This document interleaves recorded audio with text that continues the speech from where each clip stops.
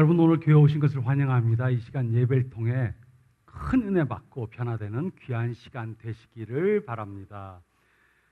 누가복음 15장 11절부터 24절의 이야기는 모두가 잘 아는 아주 유명한 그런 얘기입니다.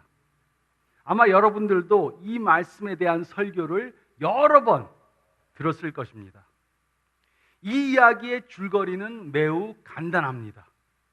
한 아버지에게 두 아들들이 있었습니다. 하루는 둘째 아들이 아버지에게 와서 자신의 유산을 달라고 그렇게 요청했습니다.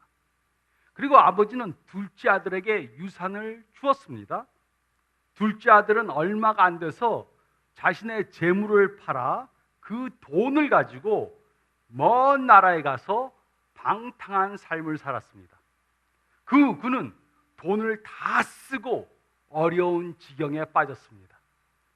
그는 자신의 삶을 살펴보며 후회하고 아버지께 돌아가기로 작정을 했습니다. 그의 아버지는 방탕한 아들을 다시 용서해주고 받아들여 주었습니다. 그런데 아버지의 이런 행동은 첫째 아들을 화나게 만들었습니다. 그리고 아버지는 첫째 아들에게 잔치에 참여할 것을 권했습니다. 우리가 이야기를 자세히 관찰해 보지 않으면 이야기는 매우 간단한 이야기인 것 같습니다. 그러나 이 이야기에는 아주 깊은 진리가 담겨져 있습니다. 그래서 우리는 이 시리즈를 통해 이 이야기에 담겨져 있는 진리들에 대해 생각해 보고자 합니다. 그리고 우리는 오늘 이 이야기를 둘째 아들의 관점에서 생각해 보겠습니다. 많은 설교들은 이 이야기의 초점을 둘째 아들, 탕자에게 둡니다. 그리고 많은 사람들이 이 이야기를 탕자의 비유라고 그렇게 부릅니다. 비유란 간단한 이야기를 통해 윤리적, 영적 설명을 해준다는 뜻입니다. 그리고 탕자의 탕이라는 단어는 필요 이상으로 호화롭게, 아니면 모든 것을 다 허비하는 이라는 뜻입니다. 이 단어는 둘째 아들에게 아주 적합한 단어입니다. 그 이유는 둘째 아들은 아버지에게 받은 유산을 방탕한 생활에 다 탕진했기 때문입니다.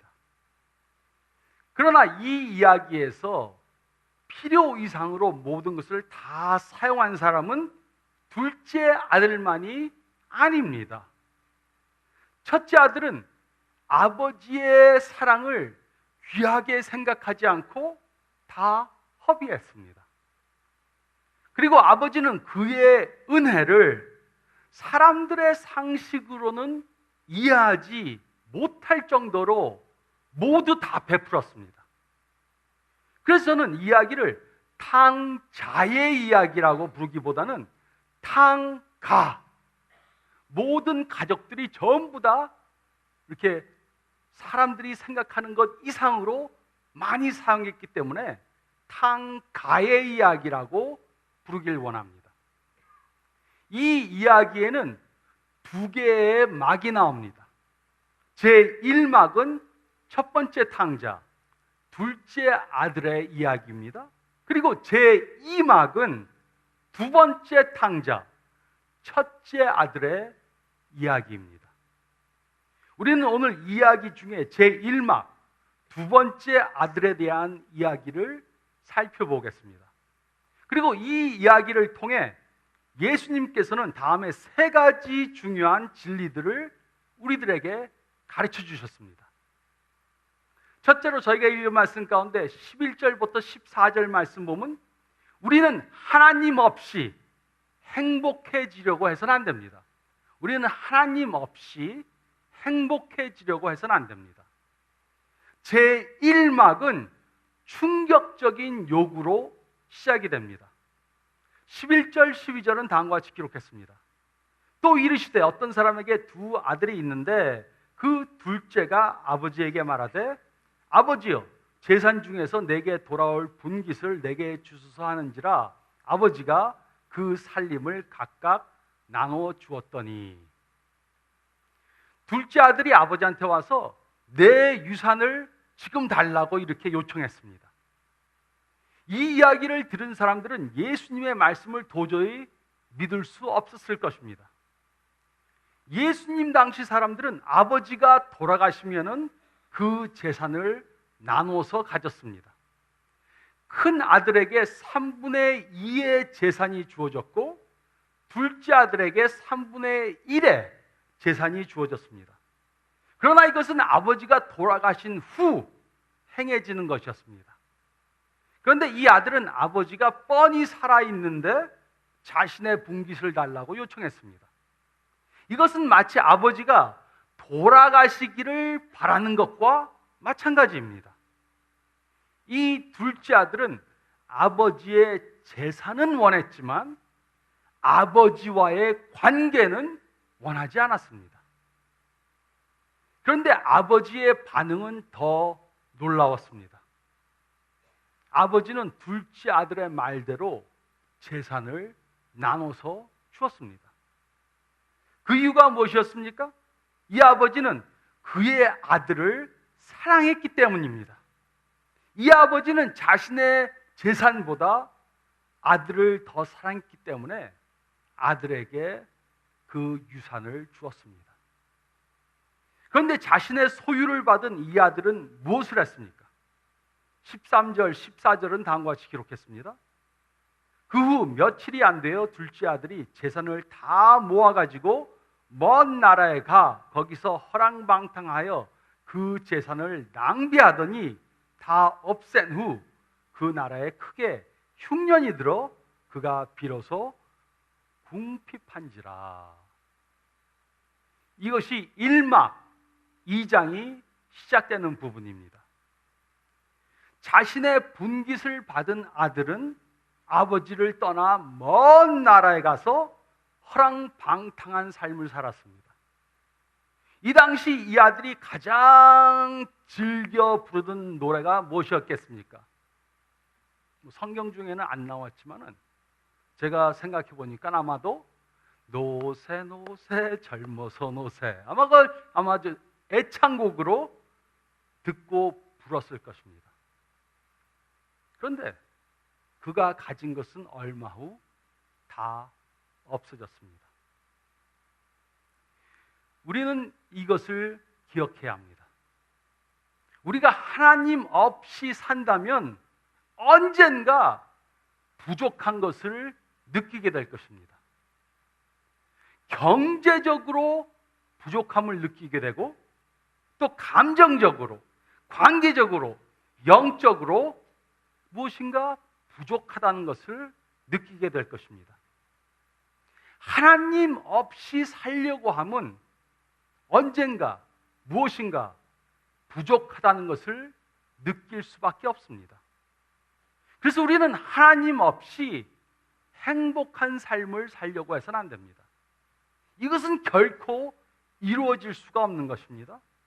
이것은 불가능한 것을 하려고 하는 것입니다. 우리는 하나님을 떠나서 살면서 절대로 행복해질 수가 없습니다. 그래서 우리는 하나님 없이 살면서 행복해지려고 해서는 안 됩니다. 불가능한 것입니다. 우리는 하나님 없이 행복해지려고 해서는 안 됩니다. 또 둘째로 저희가 읽을 말씀 가운데 15절부터 20절 상반 부분을 보면, 둘째로 우리는 정신을 차려야 합니다. 우리는 정신을 차려야 합니다. 15절 16절은 다음과 같이 기록했습니다. 가서 그 나라 백성 중 한 사람에게 붙여 사니 그가 그를 들러 보내어 돼지를 치게 하였는데 그가 돼지 먹는 쥐엄 열매로 배를 채우고자 하니 주는 자가 없는지라.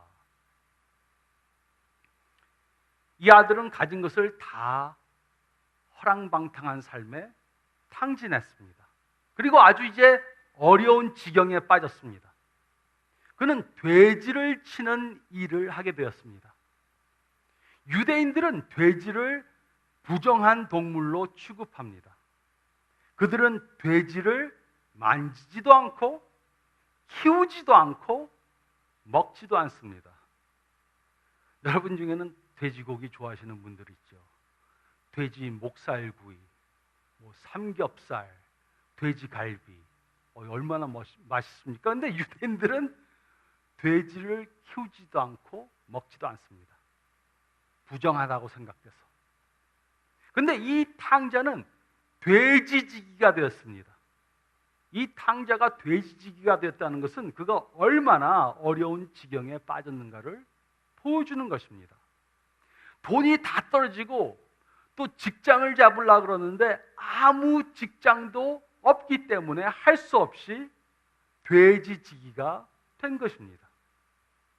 그러다 그의 삶에 전환점이 되는 일이 벌어졌습니다. 17절부터 20절 상반절은 이렇게 기록했습니다. 이에 스스로 돌이켜 가로되 내 아버지에게는 양식이 풍족한 품꾼이 얼마나 많은가. 나는 여기서 줄여 죽는구나. 내가 일어나 아버지께 가서 이르기를 아버지여 내가 하늘과 아버지께 죄를 지었사오니 지금부터는 아버지의 아들이라 일컬음을 감당하지 못하겠나이다.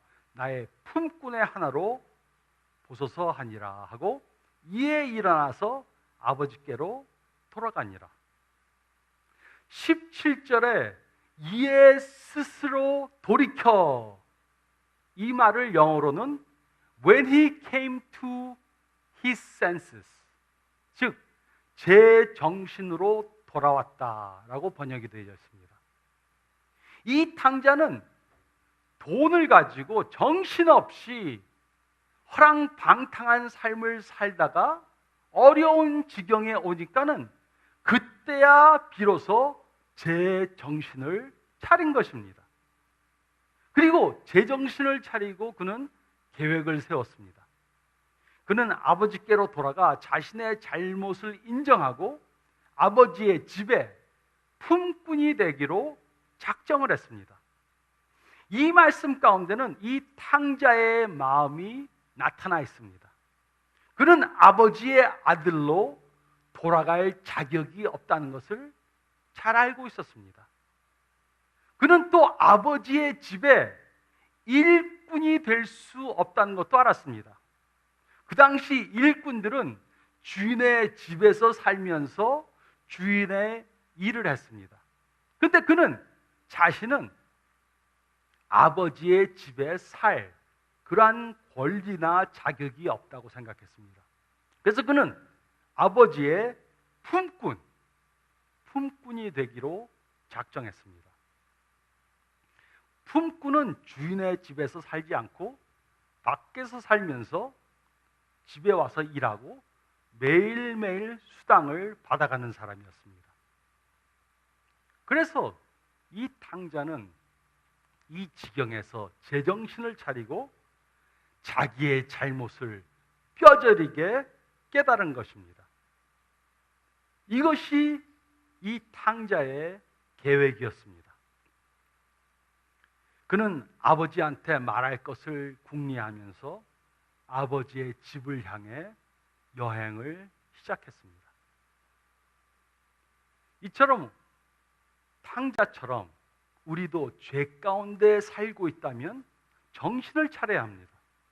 이 탕자와 같이 우리도 우리의 처한 위치를 바로 깨달아야 합니다. 이 탕자와 같이 하나님 없이 행복해질 수 있다고 생각했다면 우리는 제정신을 차려야 합니다. 하나님은 우리로 하나님 없이 행복한 삶을 살 수 있도록 만드시지 않으셨습니다. 그래서 우리가 하나님 없이 삶을 살고 있다면 우리는 제정신을 차리고 하나님께 돌아와야 합니다. 예수님을 구세주로 모시고 하나님의 자녀들로 하나님과 함께 살아야 합니다. 이것이 제가 한 것입니다.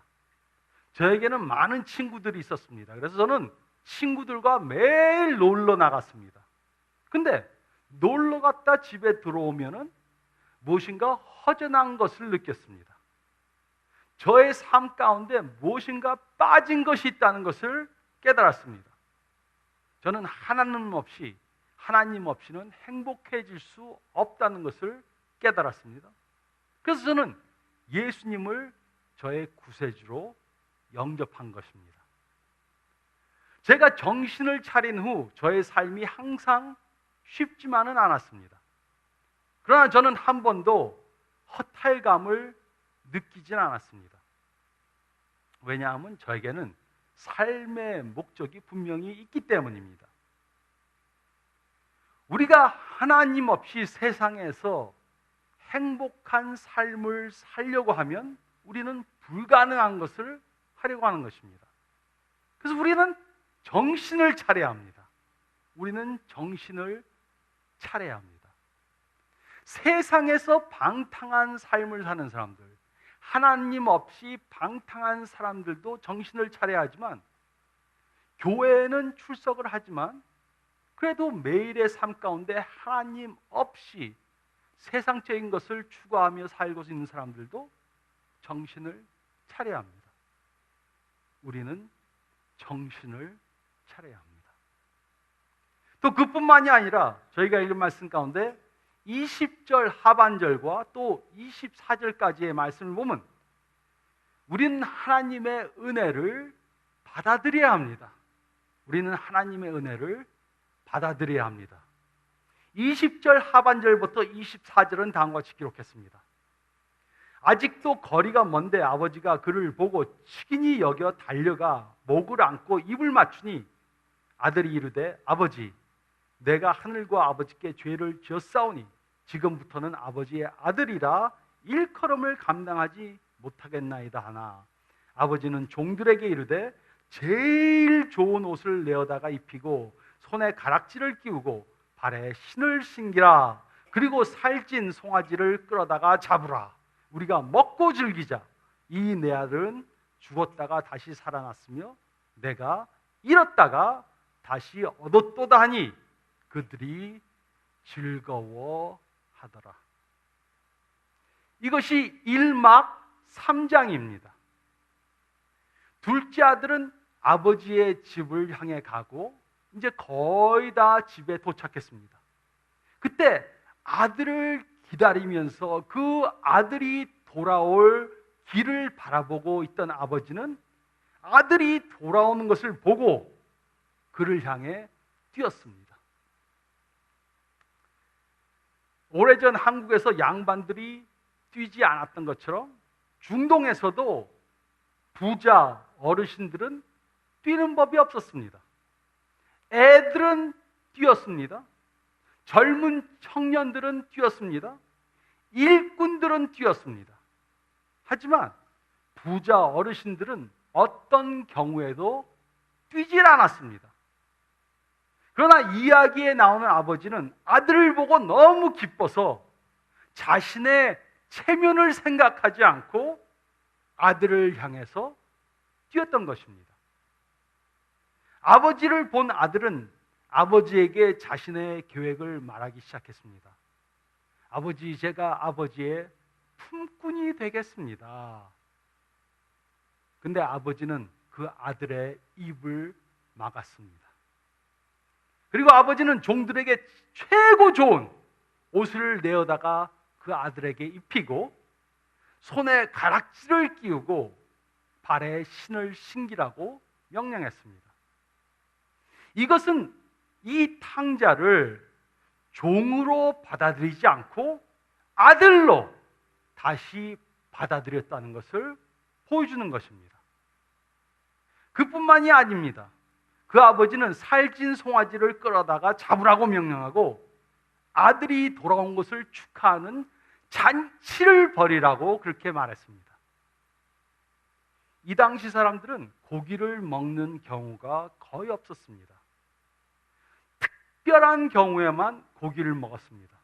그리고 고기 중에 가장 귀한 고기가 바로 살찐 송아지 고기였습니다. 근데 아버지는 아들이 돌아와서 너무 기쁘니까는 가장 귀한 것을 사용해서 잔치를 벌이자고 말한 것입니다. 그리고 모든 사람들을 다 초대했습니다. 너무나 기쁜 잔치가 벌어진 것입니다. 그리고 이렇게 제1막이 끝이 납니다. 그러므로 제1막의 메시지가 무엇입니까? 이야기는 하나님의 은혜는 어떤 죄인도 용서할 수 있다는 것을 말해주는 것입니다. 우리가 어떤 사람이고 어떤 죄를 범했는가 상관이 없습니다. 하나님의 은혜는 어떤 죄도 어떤 죄인도 다 용서해 주십니다. 이 탕자는 아버지의 집에는 먹을 양식이 많다는 것을 알고 있었습니다. 그러나 그가 집에 돌아온 후 이 탕자는 아버지의 집에는 은혜도 많다는 것을 깨달은 것입니다.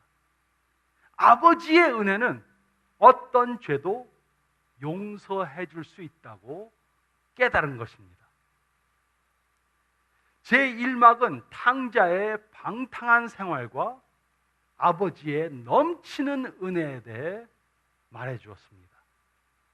그리고 이것이 바로 우리가 받은 복음입니다. 근데 슬프게도 많은 사람들은 이 복음을 이해하지 못합니다. 저는 얼마 전 이야기를 들었습니다. 이 사람은 교회에 다녔던 사람입니다. 근데 세상을 좋아하고 세상의 것들을 즐기면서 교회에 점점점 더 출석하는데 게을러지고 교회에 빠지기 시작했습니다. 그리고 아예 교회에 출석하지를 않았습니다. 세상에서 하나님 없이 살 때는 맨 처음엔 좋은 것 같았는데 세상에서 살다가 여러 가지 후회하는 일들을 했습니다. 그리고 죄에 빠져서 살고 있었습니다. 이분에게 저희 교회의 교인 하나가 교회에 나오라고 전도를 했습니다. 그러자 이분이 이렇게 대답했다고 합니다. 저와 같은 사람도 교회에 올 수 있나요? 저는 그 이야기를 듣고 그날 밤 잠을 자지 못했습니다. 누워 있는데 눈물이 나기 시작했습니다. 눈물이 나는데 그냥 깨고 조금 이렇게 떠지는 게 아니고 막 흐느껴 울었습니다. 그리고 그 사람한테 말해주고 싶었습니다. 교회는 바로 당신과 나 같은 죄인들을 위해서 있습니다. 예수님은 당신과 저와 같은 죄인들을 언제나 용납해 주시고 환영해 주십니다. 이렇게 말해주고 싶었습니다. 그리고 저희 교인들에게 이것을 말해줘야 되겠다. 저희 복음이 무엇인가? 복음은 어떤 죄인도 다 영접하시는 하나님에 대한 것입니다. 그런데 많은 경우 세상에 있는 사람들은 그것을 알지를 못합니다. 그리고 우리가 이야기를 해줘야 돼요. 어떤 사람들은 자신들이 너무 큰 죄인이라서 하나님께 나올 수 있는 자격이 없는 사람들이라고 생각합니다. 그들은 자신들이 하나님 앞에 나오기 위해 먼저 자신들의 죄를 끊어야 된다고 생각합니다. 자신의 죄를 자신이 끊을 수 있는 사람은 예수님이 필요 없습니다. 우리가 예수님이 필요한 것은 우리 자신들이 우리의 죄를 감당할 수가 없기 때문입니다.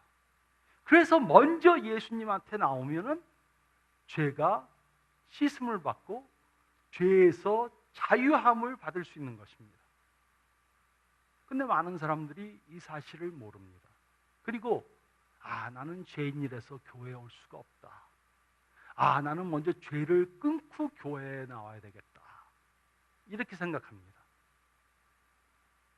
근데 하나님은 우리 모습 그대로 지금 이대로 죄를 안고 있는 우리지만 우리들이 하나님 앞에 나올 때 우리를 환영해 주시고 우리를 용서해 주십니다. 그리고 우리는 그 하나님의 용서하시는 은혜를 받아들이면 되는 것입니다. 우리는 하나님의 은혜를 받아들여야 합니다. 우리 중에는 현재 탕자와 같은 위치에 있는 사람들이 있을 수도 있습니다. 우리 중에는 하나님을 떠나서 세상에서 하나님 없이 행복해지고자 하는 사람들이 있을 수 있습니다. 파티에 가서 친구들과 놀면서 즐거운 시간을 가져봅니다. 유명한 식당에 가서 맛있는 음식을 먹으면서 그 사진을 찍어서 페이스북에다 올려봅니다.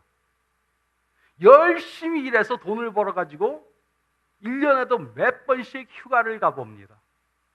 근데 마음에 계속해서 허전한 것이 없어지지 않습니다. 하나님 없이 행복을 추구하는 삶을 산다면 공허함을 없앨 수가 없습니다. 그럴 때는 우리는 이 탕자가 한 것을 해야 합니다.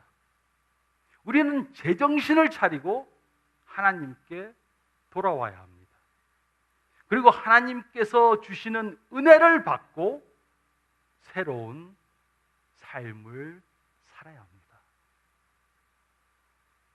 우리가 먼저 하나님이 주시는 은혜를 경험하고 하나님 안에서 참으로 새로운 삶을 살면서 우리의 삶을 통해 아직 예수님의 복음을 모르는 사람들에게 그 복음을 말과 행동으로 전해주는 그러한 삶을 살아야 하는 것입니다.